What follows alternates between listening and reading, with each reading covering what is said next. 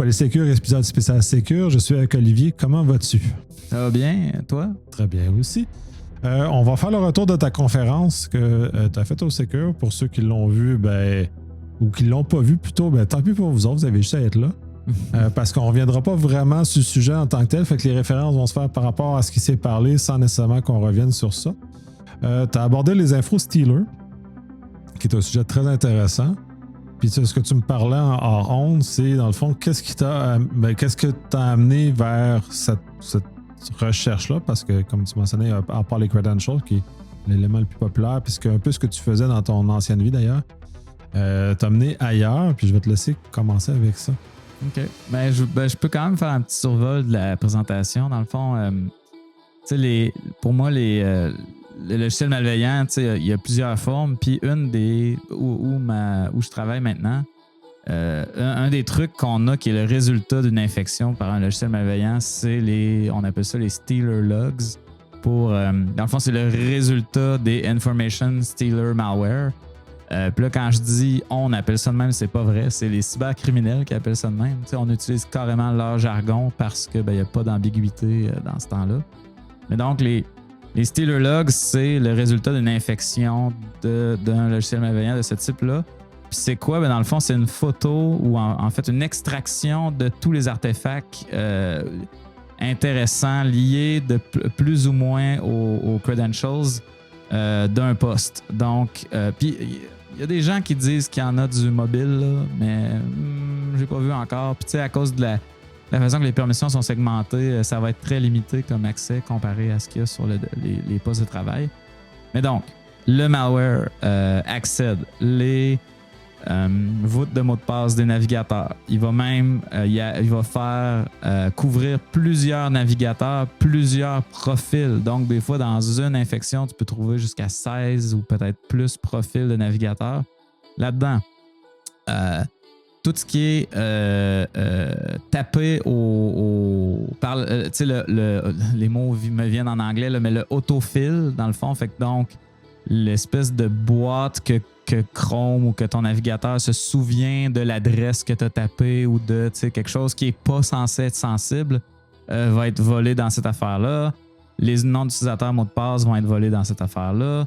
Ensuite de ça, tu as une description de l'ordinateur. Donc, meg de RAM, gig de RAM, système d'exploitation, time zone, langue, clavier, logiciel installé, process qui roule. Ensuite de ça, tu vas avoir des fichiers intéressants volés. Puis là, ce qu'il faut comprendre, c'est que tout ça est zippé, puis envoyé souvent directement dans un channel Telegram privé avec donc un bot token. Ce que ça fait, c'est que c'est plus dur de take down l'infrastructure, puis c'est plus dur aussi pour les réseaux de bloquer Telegram parce que c'est un logiciel légitime qui est souvent utilisé. Donc, quand l'infection se fait, l'upload est fait de façon réussie sur ces endroits-là. Donc, ce zip-là, le résultat de l'infection, c'est ce qu'on appelle le Stealer Log.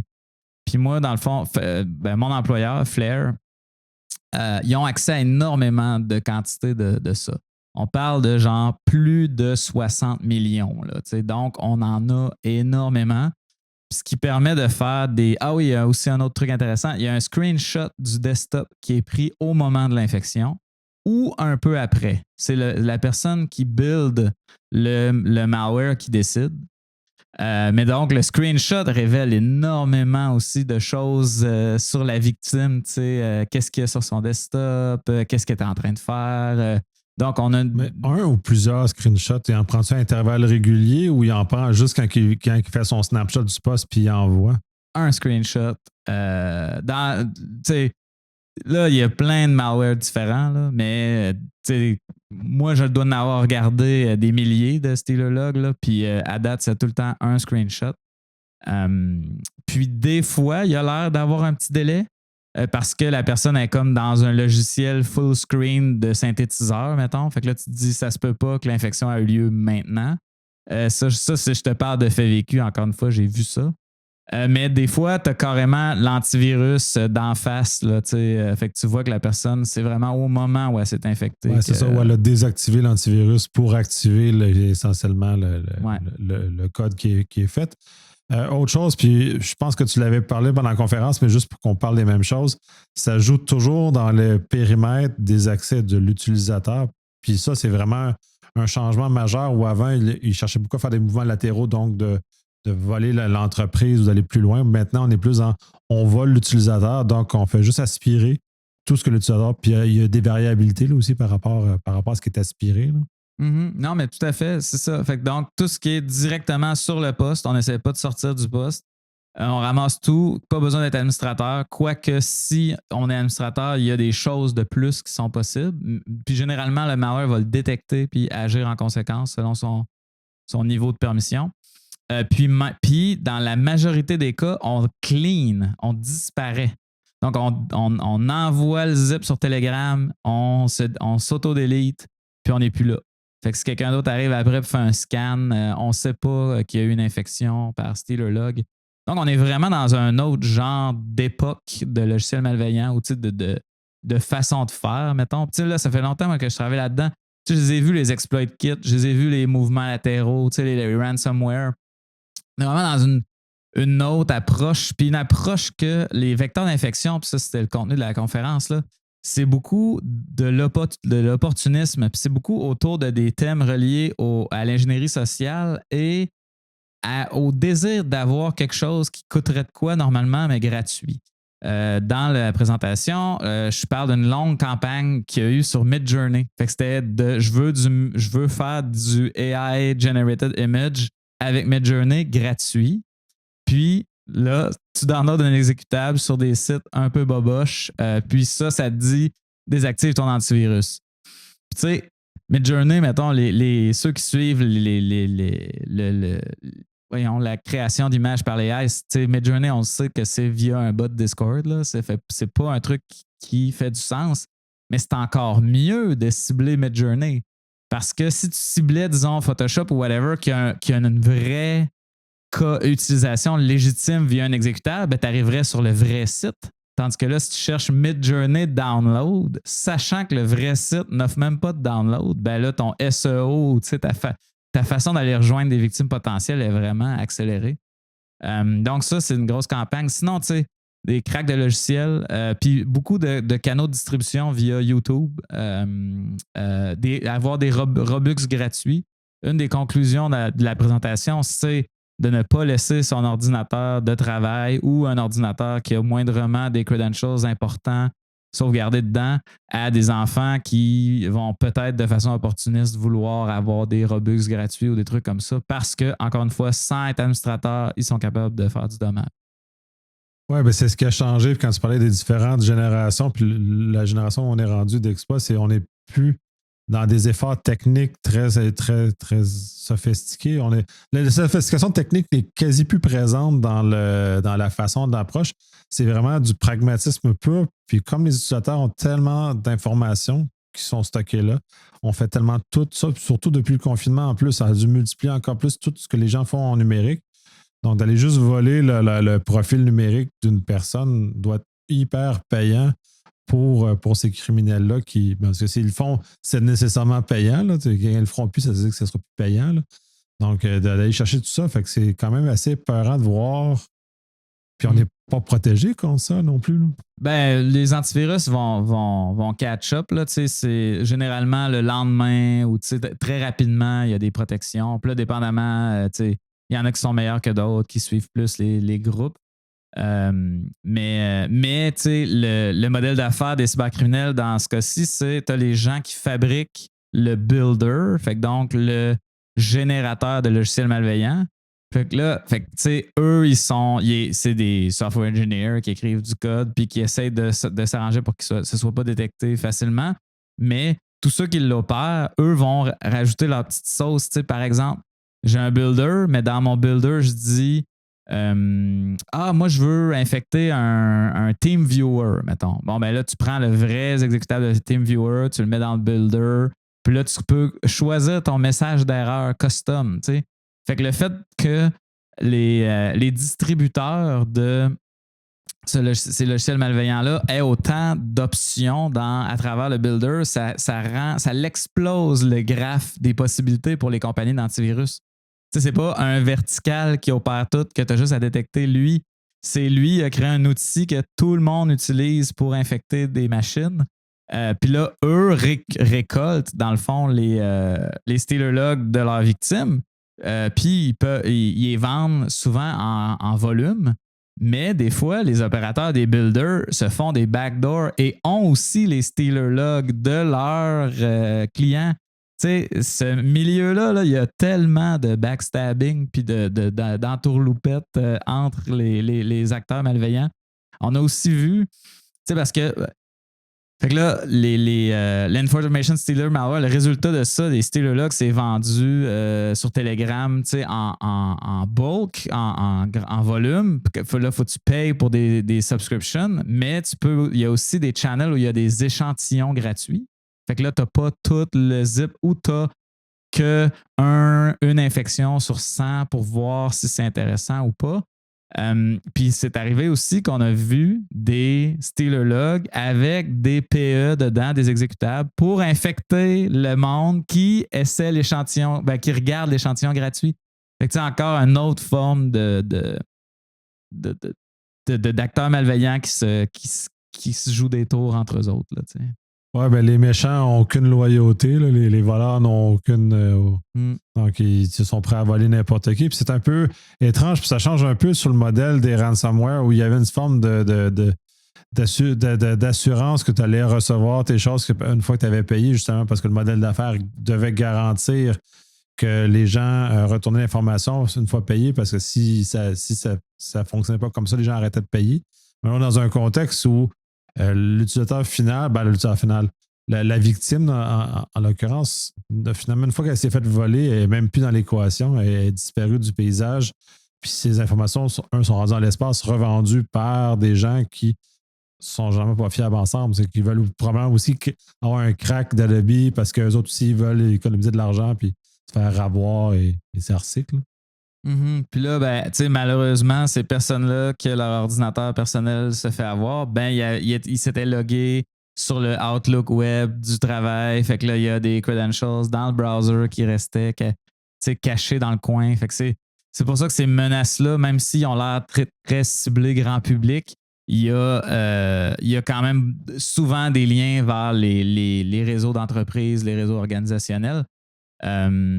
Mais ça, le vois-tu dans tout fait que tu vois des cookies M335 apparaître, tu vois apparaître toute cette. Ouais. Donc, si tu les vois, ça veut dire qu'ils ont volontairement allé les chercher parce qu'ils font. Ils ramassent tout. Ils ramassent tout, ils regardent pas, ils ramassent tout. Fait que OK, bon, t'es foutu. Fait que tu vois tout. Des cookies de Google Ads, il y en a, on en a des millions. Non, c'est ça, ils ramassent tout. Il n'y a aucune discrimination sur le contenu volé. Mais pour nos clients, là, l'impact, c'est d'aller chercher leurs choses à travers toute la masse de données qu'on a. Donc, tu veux, dans le fond, si tu es un retailer, tu veux empêcher qu'un account compromis soit servi pour faire une transaction qui va exiger un refund et que le stock va être perdu. Fait que là, tu payes 2 fois. Tu as shippé le vrai stock, puis en plus, il faut que tu refundes l'original. Donc, c'est des cas comme ça qu'on voit. Puis, on voit, au départ, c'est beaucoup protéger les identifiants corporatifs. Mais plus ça va, plus on voit des use cases dans le fond, n'importe quel produit SaaS qui veut qu'il y ait le moins de friction possible pour ses utilisateurs va jamais demander de MFA, va jamais, ou rarement, le account recovery va être facile. Tous ces comptes-là sont la proie dans le fond, des cybercriminels. Les Netflix, Disney+, tout ça, que ce que tu veux, c'est le moins de friction possible pour pas créer de pression sur ton helpdesk, dans le fond, quand tu es une compagnie comme ça. Donc, c'est là que il y a du ravage qui est fait dans les InfoStealer malware. Là. Puis là, il y a de la revente de comptes, il y a tout ça. Mais heureusement, les impacts sont pas si grands que ça dans ces cas-là, pour les cas que je viens de donner. Mais il y a aussi tout le temps la personne qui me dit, mettons, mais là, s'il y a des informations bancaires là-dedans, c'est grave. Puis là, ben, moi, je te dirais, tu sais, je pense plus qu'il n'y a aucune banque canadienne qui n'a pas de MFA. Et mettons qu'on se concentre sur les cookies parce que l'Information Stealer Malware vole les cookies aussi. Mais il n'y a aucune grande banque canadienne qui invalide pas les sessions après quelques minutes, voire heures sans interaction avec la page. Donc, tu sais, il ne faut pas non plus exagérer la menace. Là. Pour les banques, ça n'en est pas une. T'sais. C'est vraiment plus pour tous les autres produits web où les sessions ils ont une longue durée de vie, où la pression du modèle d'affaires va faire que tu ne vas pas invalider une session si l'IP source change. Il y a comme plein de facteurs comme ça à garder en tête. Moi, j'aime bien ça conseiller les clients sur justement clarifier la menace. Puis je trouve que d'avoir accès au log, ça te permet de voir qu'est-ce qu'il y a dedans puis de vraiment mieux comprendre les enjeux de cette menace-là. Une des affaires que j'ai fait dans la conférence il a fallu que je convainque des gens à l'interne de la compagnie chez nous pour faire ça, c'est je donne des stealer logs aux gens qui étaient présents via un code QR. Puis on s'assure que les gens, on veut des étudiants corpo, on ne veut pas comme donner ça à des Gmail anonymes. Là. Puis les stealer logs que je partage, c'est on sait que c'est des threat actors. Donc, je ne donne pas de stealer log de victimes que je donne les informations personnelles. Là. C'est vraiment des gens qui ont démontré de la malveillance en ligne. Puis là, ben, eux, c'est comme too bad, tu avais juste à bien te comporter. Puis, fait que les exemples permettent, puis là, on password protect ça, puis j'ai tout checké qu'il n'y a pas de virus dedans, etc. Mais de pouvoir regarder ça, ça aide les gens à comprendre à quel point, de quoi ça a l'air une infection comme ça, parce que ça peut paraître assez abstrait. Mais dans les faits, c'est quand même un fichier zip avec plein de points TXT, là. C'est quand même accessible à la portée de tous d'aller te promener dedans. Tu sais, c'est pas comme de la rétro-ingénierie de logiciels malveillants que c'est quand même difficile. Fait que ça, c'est quelque chose que je trouve fascinant et que j'aime démocratiser à travers la présentation. Puis c'est quelque chose qui, je savais pas ce serait quoi la demande. Puis là, tu vois, je l'ai donné en anglais à Shmookan, puis je l'ai donné en français au Secure. Puis à les 2 fois, là, il y a eu beaucoup de monde intéressé par mettre les mains là-dessus pour voir c'est quoi. Puis d'avoir le autofill du browser, t'as tout, là, les adresses qui ont été tapées, les relations d'affaires, la pharmacie, la banque, plein d'affaires sur les victimes. Là. C'est très impressionnant. C'est incroyable. Puis de toute façon, on doit avoir une partie des recherches dans Google aussi doit apparaître là-dedans. Il doit y avoir des affaires qui sont assez farfelues. Toi, dans le fond, c'est un champ de recherche dans lequel tu vas creuser davantage. Qu'est-ce que tu vas justement chercher pour aller plus loin que juste de dire, bon, OK, ces informations-là sont là?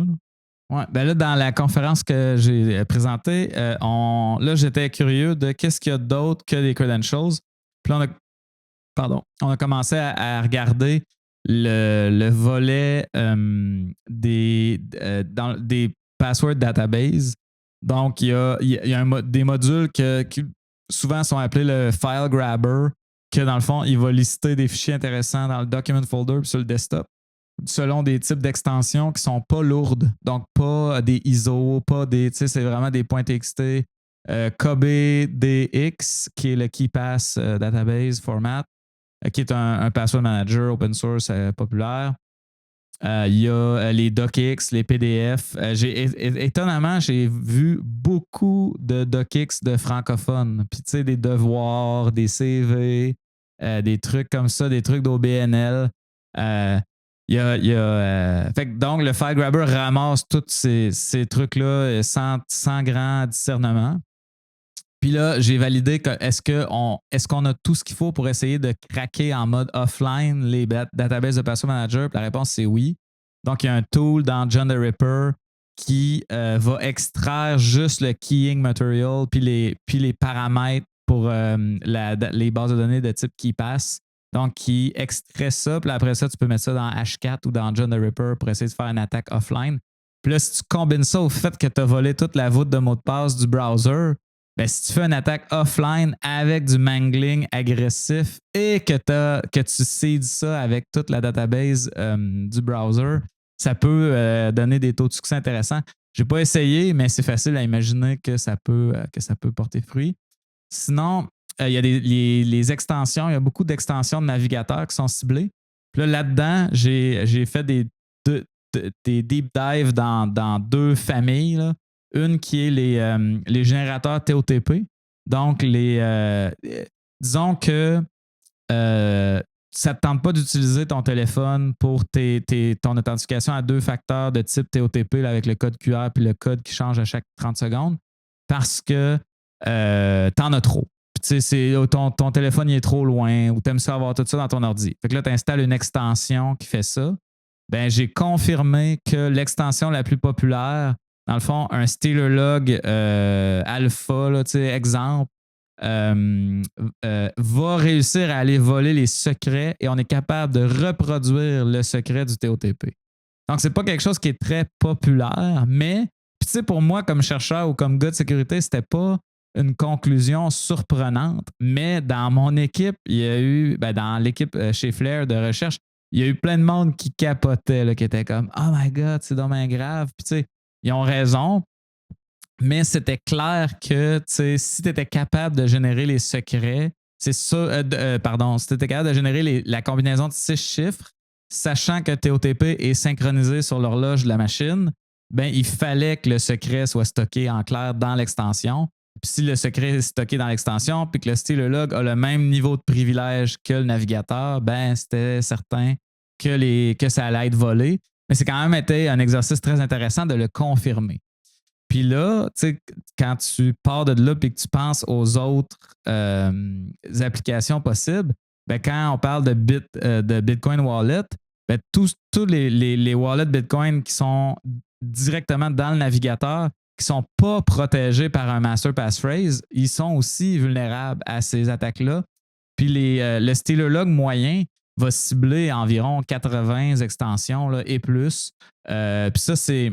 les extensions, ils ont comme un format commun. Là, c'est une espèce de longue chaîne de lettres. Puis ils vont carrément juste directement coder en dur dans le logiciel malveillant. Il va voler tous les fichiers, que ce soit synchronisé ou pas, du navigateur. Fait que ça, toute cette recherche-là, ça a été super intéressant à faire, d'aller comme prouver techniquement que c'est ça qui se passe pour pouvoir vulgariser l'impact. Puis, je tiens à rassurer les gens aussi, tu sais, les logiciels, les gestionnaires de mots de passe cloud comme Bitwarden. Là, Bitwarden, c'est lui que j'ai le plus analysé parce que c'est lui qu'on utilise au bureau. C'est notre officiel du travail. Donc, vu que c'est dans le cloud, il y a un API qui jase avec le browser.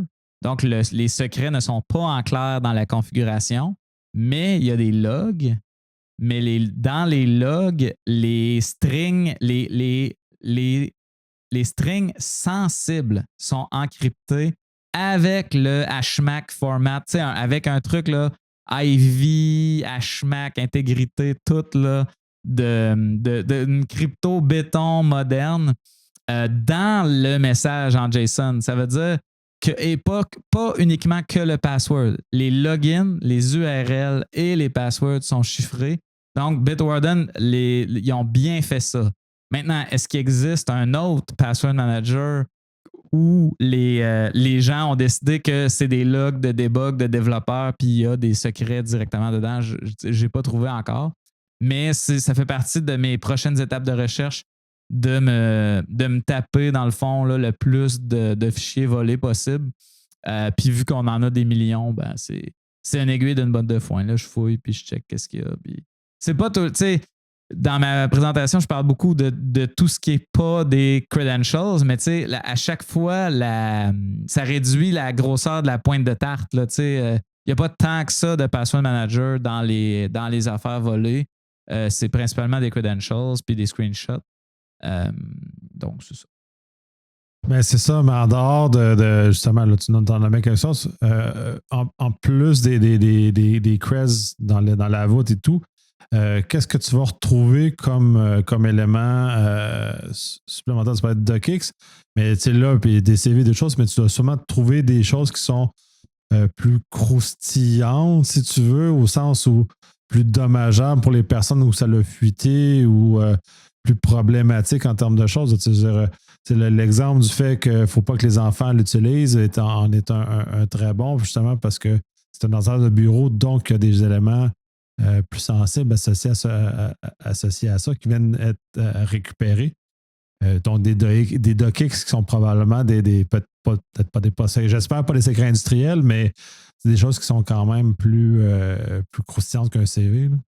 Ouais, je sais pas, parce que faut aussi se rendre compte qu'ils ont un enjeu d'efficience. Tu sais, ils veulent pas. Tu sais, disons que tu tombes sur le PC d'un architecte.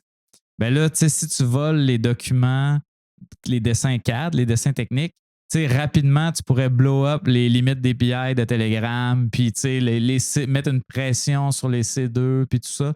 Fait que, tu sais quoi? C'est vraiment une bonne question de recherche. Là, tu me donnes envie d'aller chercher par taille, puis de trouver nos plus gros ont l'air de quoi, puis qu'est-ce qu'il y a dedans. Mais pour l'instant, moi, je te dirais que j'ai jamais vu plus que 20 documents. C'est peut-être un échantillon aléatoire, tu sais, puis moi, la seule façon que je pourrais répondre, c'est soit il faudrait que je trouve des Stealer logs que le code source est disponible, ce qui est le cas de certains poches, ou que je fasse la rétro-ingénierie de ça. Puis ça, tu sais, c'est du crimeware state of the art. Là. Fait que, tu sais, les efforts de rétro-ingénierie sont significatifs. Fait que c'est pour ça que ça, tu sais, c'est une approche à date que j'essaie d'éviter. Mais c'est ça. Moi, d'après moi, pour des enjeux de taille des fichiers volés, il va y avoir une sélection qui va être faite. Ça veut-tu dire qu'il y a une espèce de trigger en termes de taille ou un trigger en termes de temps? Parce que tu dis il s'auto-détruit, donc il n'y a pas de persistance, parce qu'on est vraiment dans un contexte de sans persistance. C'est vraiment un univers complètement différent. Avant, on cherchait la persistance pour aller plus loin. Maintenant, à zéro persistance, on vole tout puis on s'en va. Puis dans un délai très court, est-ce que tu as besoin d'une forme de soit de délai ou de taille maximale du stylolog? Je sais pas. Pour vrai, c'est ça. Les réponses, pour avoir des vraies réponses, il faudrait aller dans la rétro-ingénierie, puis j'ai pas fait ça. Mais c'est une bonne question. C'est un bon. Puis, tu sais, aussi de regarder dans nos données si on en a des gros. Tu sais quoi? Non, OK. Je sais que ceux qui travaillent sur la pipeline d'ingestion, là, parce que, tu sais, nous, il faut qu'on les traite. Si tu veux retrouver tes informations dedans, il faut qu'on gère toutes les sortes de stylologues, puis qu'on catalogue, puis qu'on rentre ça dans nos bases de données. Je sais que ceux qui font ce travail-là, ils ont fait face à des stylologues qui contiennent des stylologues. Fait que là, on assume, notre théorie, là, notre hypothèse, c'est que c'est des développeurs de Information Stealer Malware qui avaient plein de Information Stealer Malware, de stylologues dézippés sur leur desktop. Fait que là, ça fait des logs dans des logs, puis là, ça, c'est des cas d'exception qu'il a fallu qu'on gère, puis donc, il y en a qui sont gros parce que je sais qu'on a déjà fait sauter genre des process qui manquaient de mémoire parce qu'ils n'étaient plus capables de traiter ce qu'on collectait. Fait que donc, peut-être qu'il n'y a pas de limite nécessairement, puis c'est plus. Puis c'est peut-être aussi, tu sais, nous, on les pipeline pas. Donc, moi, je les vois pas, tu comprends? Tu sais, moi, je suis au bout de la chaîne de toute notre merveilleuse team d'ingénierie qui fait tout le travail difficile.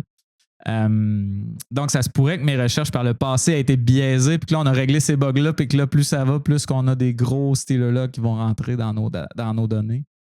Il y a plein on a plein. Là, on commence à faire beaucoup de data science, là, puis tu sais, des questions de recherche genre. C'est cool, on en a 60 millions. On doit être rendu à 70-75 millions de stylologues. Ça représente combien de credentials? Ou combien de credentials sur Google? Combien de credentials sur Office 365? Toutes ces questions-là, on n'a pas répondu encore parce qu'il faut écrire le code pour queryer les databases. Puis c'est des databases en forme document. Fait que c'est des jobs genre du painless script là puis tout ça, fait que il faut travailler fort là, fait que c'est ça. Mais ça s'en vient. Mais je trouve ça drôle, un painless script, mais il faut travailler fort. Mais eux pensent que c'est painless, mais je te le dis que c'est. Ouais. C'est un peu absurde. Puis de là, dans tes recherches, puis dans tout ce que tu as trouvé, puis qu'est-ce qui te drive justement à regarder ça? Qu'est-ce qui sont tes éléments? Tu as nommé plusieurs là, qui sont jusqu'à présent, mais tu as sûrement d'autres idées qui. Puis là, je vais dans sommer d'autres. Mais qu'est-ce qui va t'amener là-dedans à fouiller davantage, à quel est le prochain objectif? Qu'est-ce qui te rend curieux de ces informations-là? Ben moi, je repars de la menace, mettons. Tu sais, comment les compagnies se font compromettre dans la modernité? C'est dans un tiers des breaches, il y a des creds de voler. Donc, tu sais, ça veut dire que ce crimeware-là, qui est comme un peu dénigré, tu sais, tout le monde est sur le ransomware ou les exploits, là, tu sais, là, les CVE d'appliance, tout ça. Je suis d'accord, il faut absolument regarder ça, puis il faut suivre ça, puis c'est une grosse menace. Puis, mais ça, tu sais, les fixes logiciels, c'est de la politique, le gouvernement devrait exiger du meilleur code dans les appliances exposées sur Internet. C'est pas moi qui travaille chez Flare qui surveille le cybercrime qui va pouvoir faire ça.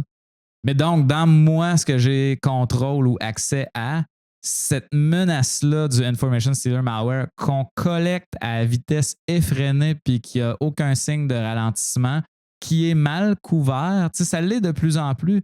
Ça a quand même été longtemps mal couvert par les médias ou, tu sais, considéré comme du petit malware de bas de gamme.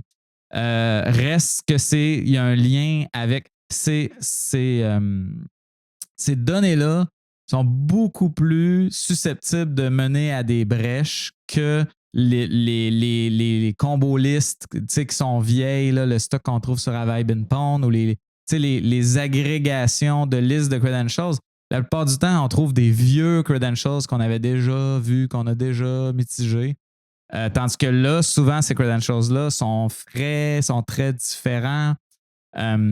Donc, pour moi, les possibilités de protéger les entreprises puis les individus est plus claire, plus présente. Fait que ça, c'est comme la motivation est là.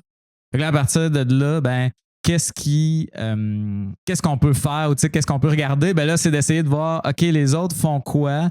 Puis moi, comment je peux faire plus aller une petite affaire plus loin? Tu sais, il y a des super bons blogs de gens qui couvrent la rétro-ingénierie des information stealer malware. Tu sais, E7, il y en a quelques-uns de bons.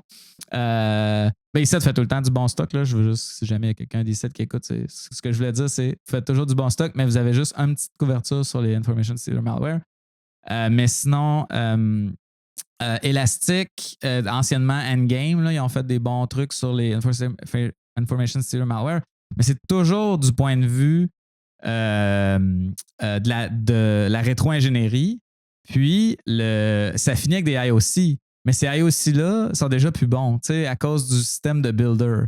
Fait que là, nous, en allant vraiment dans l'écosystème cybercriminel, puis d'aller, au lieu, on est dans le mode assume breached, puis t'as été breaché, mais maintenant, il faut que toi, tu ailles plus vite à révoquer ces creds-là que les cybercriminals à les exploiter. Puis, on est chanceux. Tu sais, là, en ce moment, on est chanceux parce que eux, la plupart des skids, ben c'est des skids là, qui font ça, des script kiddies, ils sont plus intéressés par du Netflix puis des comptes de streaming en ligne. Fait que ça, ils sont outillés pour tester ça rapidement. Mais des creds plus compliqués, corpos, ils sont moins prêts. Donc, si nous, on surveille, puis aussi, il y a du volume. Fait qu'eux aussi, c'est un peu. Nous, on a le problème de l'aiguille dans la botte de foin, mais de leur bord aussi, ils regardent les mêmes résultats que nous. Donc, si on est capable d'aller plus vite qu'eux, puis ça donne bien, on gagne notre vie à faire ça. On met 40 heures, semaine et plus à faire ça. Donc, si on surveille la bonne source, on est capable de mitiger ces credentials-là avant les autres. Puis, ça devient comme du attack surface management, c'est-à-dire, ce que tu veux, c'est trouver le creds que tu n'aurais jamais trouvé sinon, tu sais. Le box.com, le Dropbox qui est vieux, qui n'a pas d'MFA, tu sais, le Office 365, mais qui est un service account, fait que tu as désactivé le MFA. Tu sais, c'est de ratisser large. Fait que là, ben moi, tu sais, dans l'optique de oui, je suis un chercheur, puis je donne des conférences, mais je veux aussi faire de quoi d'utile, puis j'aime ça faire un petit peu de code. Ben, tout ce qui est d'automatiser les tests de credentials, ça m'intéresse. Tu sais, j'aime ça que on s'intègre dans les organisations, puis on est capable de faire automatiquement d'aller tester ces secrets-là, sont-ils bons? Oui, non. Puis ça aussi, c'est quelque chose que j'ai donné des scripts PowerShell pendant ma conférence, parce que c'est là-dessus que je travaille. Puis là, je suis chanceux, l'équipe d'ingénierie elle l'intègre dans la plateforme. Puis c'est quelque chose qu'on est en train de faire en test avec des clients. Tu sais, les risques sont liés à la révoque.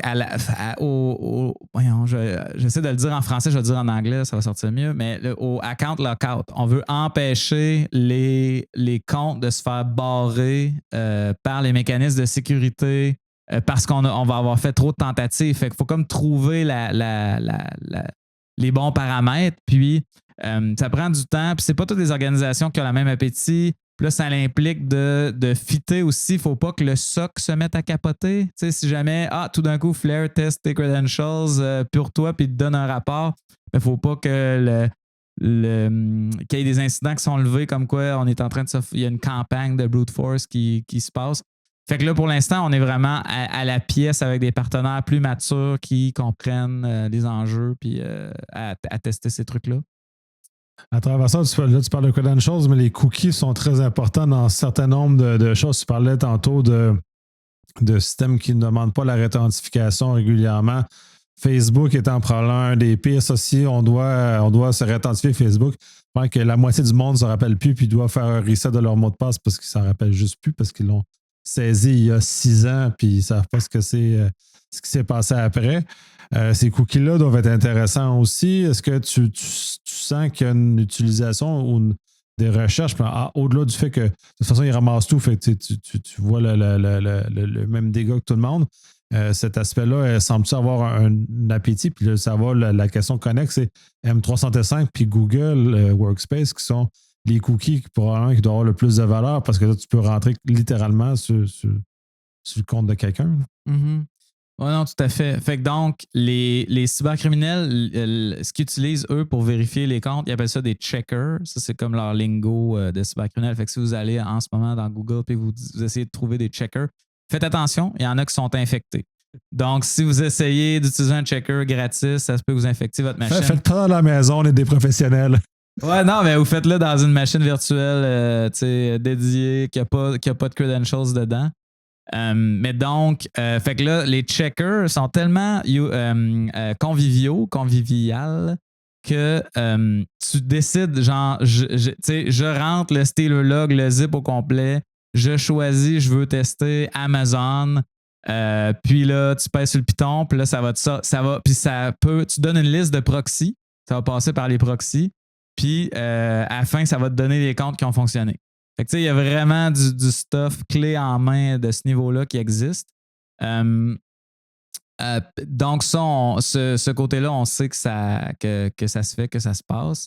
Les compagnies, ils ont de l'appétit pour ça. Les compagnies plus sophistiquées, plus comme qui ont des grosses équipes d'ingénierie, dans le fond, là, tu sais. Parce qu'il faut quand même que tu intègres ça dans ta stack d'authentification ou que tu fasses un ménage dans tes sessions. Tu sais, dans les deux cas, ça implique des données assez sensibles, fait que ça prend des développeurs qui sont capables de dealer avec là où les données sont situées, que ce soit au moment d'authentification ou en révocation asynchrone, si on veut. Mais donc, nous, on a sorti un API, là, je me permets une petite plug vu que c'est relié à la question, mais qui s'appelle ASTP, Account Session Takeover Protection, que c'est un API qui te donne les sessions les plus fresh, puis à toi de te retourner de bord, puis de valider, puis de révoquer tes sessions. Ça, c'est quelque chose qu'on vend, dans le fond, dans notre offering. Puis, on pense qu'il y a de l'appétit, puis que plus tu es une compagnie grand public, consumer, plus que tu as une pression du marché pour jamais révoquer les sessions. Donc, tu as peut-être l'obligation d'avoir à dealer avec ce genre d'affaires-là. Mais c'est compliqué, c'est long. Il y a aussi beaucoup de compagnies qui pensent qu'ils sont capables de le faire eux-mêmes. Tu sais, Microsoft, en ce moment, quand tu es un Entra ID, à partir de E3, je pense, ou en tout cas, là, le licensing de Microsoft, désolé Microsoft, tu nous aides pas là, à répondre à mieux parler de tes produits, là, mais il y a un niveau de licence d'Entra ID où tu es capable de dire je veux leverager les leaks. Je vais rendre ça plus compliqué, c'est P2. C'est P2, c'est pour Entra ID directement. OK, c'est P2, parfait. C'est l'Entra ID P2 qui est inclus dans E3 dans, ou E5. Dans E5, je pense. E5, ouais. Mais tu peux l'avoir en option dans E3. En tout cas, bref, c'est un poutoire, mais ça. Mais donc, ça, on a des clients qui utilisent ça qui nous ont dit que c'est bon, mais c'est pas aussi fresh que votre stock. T'sais. Dans le sens, on est spécialisé là-dedans, mais Microsoft va pas se dire on va acheter Flare, ils vont se dire on va le faire nous-mêmes, ce genre de grosse boîte-là. Mais je pense que on a eu un petit peu de ça qui se passe en ce moment avec notre relation avec les géants, si on veut, là. Mais ils le font, puis tant mieux. Puis à un moment donné, peut-être qu'ils vont le faire bien, puis que ça va devenir un truc moins nécessaire. Mais ils peuvent pas le faire aussi bien qu'une compagnie spécialisée. Puis ça demeure toujours le best of breed versus le généraliste. Puis le généraliste, ben, c'est un généraliste. Hein? Teams versus Slack. Ouais, c'est ça. C'est comment ils choisissent à investir leur argent. Oui, ils vont en investir un peu là-dedans, mais il faut qu'ils investissent dans améliorer Teams, il faut qu'ils investissent maintenant dans Copilot. Après ça devient une pointe de tarte qui est finalement, par rapport à l'argent que vous investissez, on prend l'exemple de Flare, mais il y en a plein d'autres, ça devient minuscule en termes de capacité puis d'intention de vouloir le faire. Là. Ouais. Non, je suis d'accord avec toi, c'est ça. Ça couvre tellement large une compagnie comme ça que c'est ça. Nous, on a le laser sharp focus là-dessus, puis...